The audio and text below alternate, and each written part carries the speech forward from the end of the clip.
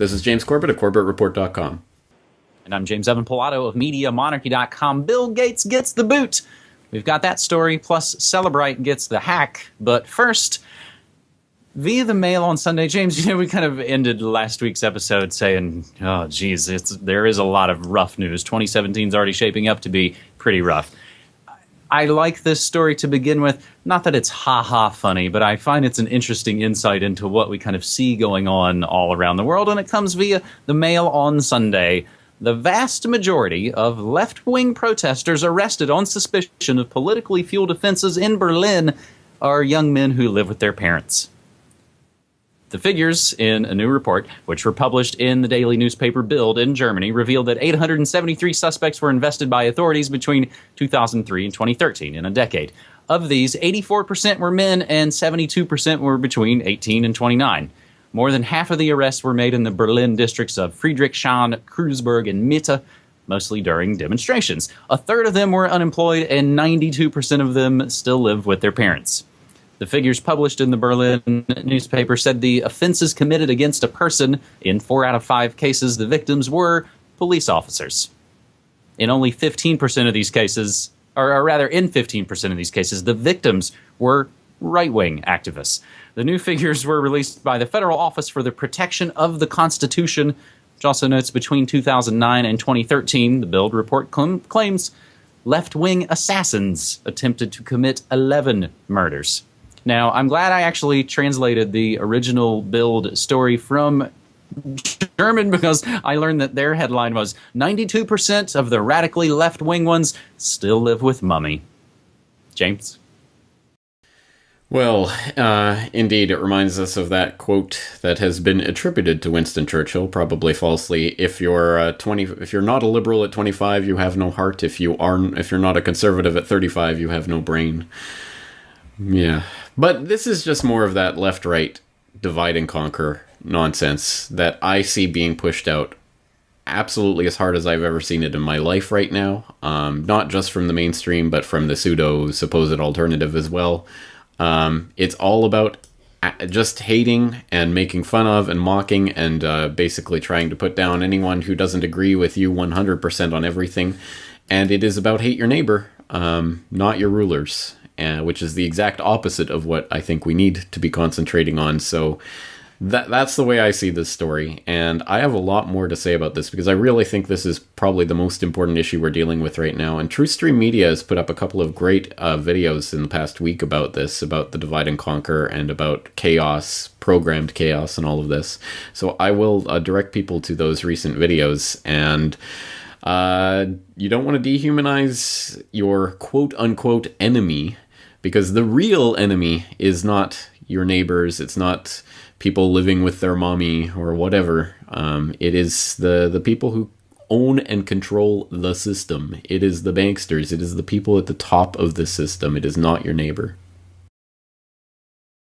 An interesting flip side to this one, James, will include as a related story from the BBC. Police forces across the UK paid out at least £22 million to informants over the last 5 years, according to figures obtained by BBC Radio 5. I think it's these kind of stories, and I mean all of these stories that we'll talk about this week on episode 297 of New World Next Week for February 9th, 2017.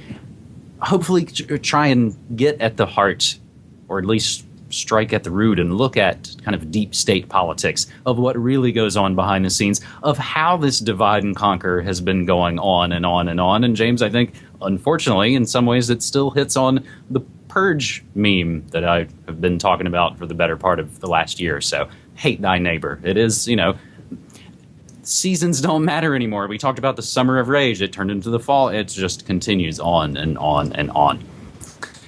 Our second story this week comes via Redmond Pie online, as back in spring of 2016, and we made only brief mention of it in some of the related headlines towards the end of a New World Next Week episode. Spring 2016, when Apple refused to unlock an iPhone 5C for the authorities following the San Bernardino incident in December 2015. The company made the argument that if created a tool for opening up an encrypted iPhone, then it would create the potential for that tool to fall into the wrong hands and ultimately make iPhone encryption obsolete. The FBI disagreed and went ahead and found someone else to do the hacking, Israeli firm Celebrite. Now, in a turn of events that have more than a hint of irony to them, Celebrite has now had their own servers hacked, with most parts of that iPhone hacking tool leaked now out on the web. A report by Motherboard cites a source who hacked into a remote Celebrite server and stole 900 gigs of data, including evidence that Celebrite also works for countries like Russia, Turkey, and UAE. I feel like I've maybe heard those countries mentioned in the news recently. James, this story happened a few weeks ago, or at least we hear about it a few weeks ago, and now this is slowly kind of catching your interest and everyone else's interest as well. What makes you hit up on this story right now? Well, I think this is just particularly interesting given that we've just now seen the confirmation of Jeff Sessions as Attorney General, and as people know who are watching my recent interviews, like the one with Derek Brose, where Jeff Sessions has talked about the need to put backdoors into things, and who is very much a supporter of the iPhone incident that we saw last year with the San Bernardino thing and the U.S. government trying to get Apple to force the door open. Of course, we now know they went with Celebrite so they didn't have to force it legally. But this is exactly why you do not want to put backdoors into software or hardware so that the government can have their backdoor access, is because that access will be discovered by others. And now it's out there. It's out in the wild. So this super secret way that the government was able to unlock iPhones, hey, now it's out there, and presumably out there on the black market, and will be used by criminals. Surprise, surprise, surprise of absolutely no one. This is why you do not want to purposefully weaken security. This is why it is so dangerous. So I will direct people back to my conversation with Derek Brose about Sessions and about the war on encryption that I think is going to be another one of the main themes of the incoming Trump administration. And you just said Sessions got confirmed. I mean, he just got confirmed mere moments ago, pretty much as we were sitting down to tape this episode. 2 points, James, I want to include right here. I covered this story back on January 17th on my morning show. I do a daily morning show that I broadcast live. Israeli phone hacking firm Celebrite confirms information security breach. And another one that goes along with this, I actually talked about this very morning, but I'll include a link in the show notes to a clip from that episode this morning. Ohio man's pacemaker data betrays him in arson insurance fraud case.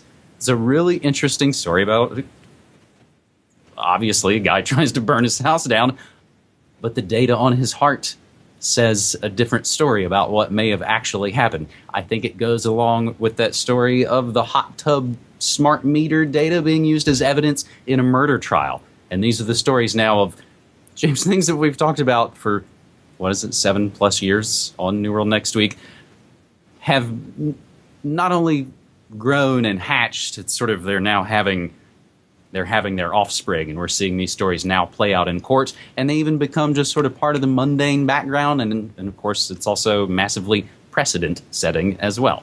So I'll plug myself with both of those Morning Monarchy links. As another thing we noted, James, last week was pretty depressing end. Some bit of good news, as I did not do a Good News Next Week episode this week. Gates Foundation mission shut down in India for their big pharma ties. And we grabbed this via India Times. India has shut down Bill and Melinda Gates Foundation on a critical national health mission and possible conflict of interest issues arising from the foundation's ties with pharmaceutical companies being just one of the reasons. All financial ties of the country's immunization advisory body with the Gates Foundation have been cut off. India Times has learned that the government's decision was informed by, among other factors, arguments from senior medical professionals centered around conflict of interest issues. There were questions about the Gates Foundation's ties with pharmaceutical companies and the possible influence this may have had on the country's vaccination strategy. Global Policy Forum raised some of these concerns in a study from December 2015 called Philanthropic Power and Development, Who Shapes the Agenda? It cautioned on the growing influence, whether sought or unsought, of the large global philanthropic foundations, especially the Bill and Melinda Gates Foundation, on political discourse and agenda setting. A lot of times it's kind of like whack-a-mole with eugenics-obsessed so-called elites like the Gates Foundation, but we'll take a good whack on them, James. Yeah, exactly right. I mean, let's take this when we can get it. I'm not sure it exactly spells the end for Gates's immunization plans, but at any rate, it is an interesting move. And I would like to think this is part of that kind of dominoes that we've seen with Kazakhstan stripping U.S. aid workers of diplomatic immunity, and then China passing laws regulating NGOs, and then Russia declared the National Endowment for Democracy an undesirable NGO. India placed the Ford Foundation on a security watch list. All of this happened in the last couple of years. I wrote an article about this at the time back in 2015 called Beware Americans Bearing Gifts, NGOs as Trojan Horses. That I will put in the show notes so people can read through about that. But I think it is, I mean, it's obviously, I'd like to think it's part and parcel of that. And yet, I know that it's not like there's any love lost between Narendra Modi and Bill Gates. In fact, Gates was in town visiting Modi and the top-ranking Indian parliamentarians in the very week of the demonetization, and he was praising it and saying how, this will springboard the India into the new fintech revolution and blah blah blah. So I'm not sure this is necessarily directed at Gates per se.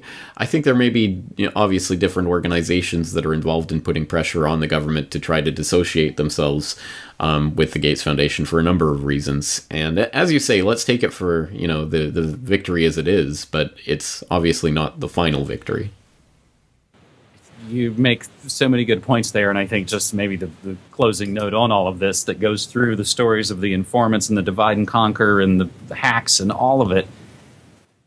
There's 4D chess going on. It's complicated. There's not a unified field conspiracy theory, and everything is all kind of connected.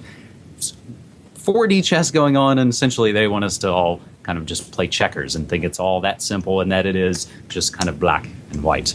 So in closing, all I'll say is, James, you and I both have Patreon accounts. We are completely listener-supported, non-commercial alternative media outlets. We're on Patreon, and we got Bitcoin, and we will continue to do that work like we've been doing. Yes, we will. I'm looking forward to it again next week. Thank you.